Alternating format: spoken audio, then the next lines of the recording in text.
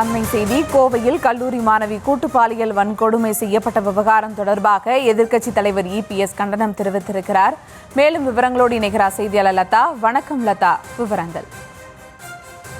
வணக்கம். கோவையில் கல்லூரி மாணவி பாலியல் வன்கொடுமை செய்யப்பட்ட சம்பவத்தை குறிப்பிட்டு அதிமுக பொதுச் செயலாளர் எடப்பாடி பழனிசாமி பதிவு ஒன்றை வெளியிட்டிருக்கிறார். அவர் வெளியிட்டிருக்கும் பதிவில், கோவை விமான நிலையத்தின் பின்புறம் நண்பர்களுடன் பேசிக் கொண்டிருந்த கல்லூரி மாணவியை 3 இளைஞர்கள் தாக்கி கடத்தி சென்று பாலியல் வன்கொடுமை செய்த நிலையில் வன்கொடுமைக்கு பிறகு பாதிப்புக்குள்ளான மாணவியை தனியார் கல்லூரி பின்புறம் தூக்கி எறிந்துவிட்டு தப்பி சென்றுள்ளனர் என்றும், பாதிப்புக்குள்ளான அந்த மாணவி 3ஆம் தேதி அதிகாலையில் காவல்துறையினரால் மீட்கப்பட்டு தனியார் மருத்துவமனையில் மருத்துவ சிகிச்சை பெற்று வருவதாக செய்திகள் தமிழகத்தில் வரக்கூடிய நிலையில், தமிழகத்தில் காவல்துறை என்று ஒன்று உள்ளதா என்ற கேள்வியை எழுப்பியிருக்கிறார்.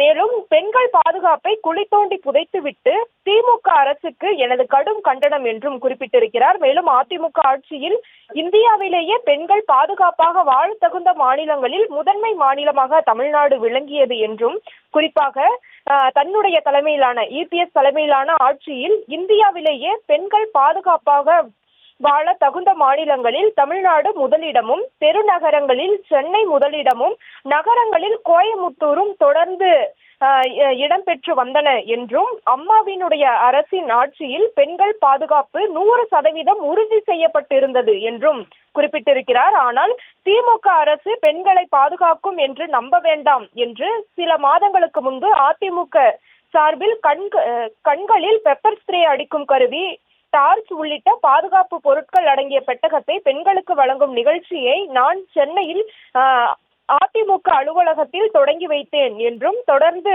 அதிமுக நிர்வாகிகள் தமிழகம் முழுவதும் அதை வழங்கினார்கள் என்றும் குறிப்பிட்டிருக்கிறார். திமுக ஆட்சியில் தமிழகத்தில் பெண்கள் தங்களுக்கு தாங்களே பாதுகாப்பை உருவாக்கி கொள்ள வேண்டும் என்றும், கோவை விமான நிலையத்தில் கல்லூரி மாணவிக்கு பாலியல் தொல்லை கொடுத்தவர்கள் யாராக இருந்தாலும் அவர்களை உடனடியாக கண்டறிந்து சட்டத்தின் பிடியில் நிறுத்தி கடும் தண்டனை வழங்கி தர காவல்துறைக்கு பொறுப்பு வகிக்கும் முதலமைச்சரை வலியுறுத்துவதாக இபிஎஸ் அந்த பதிவில் குறிப்பிட்டிருக்கிறார்.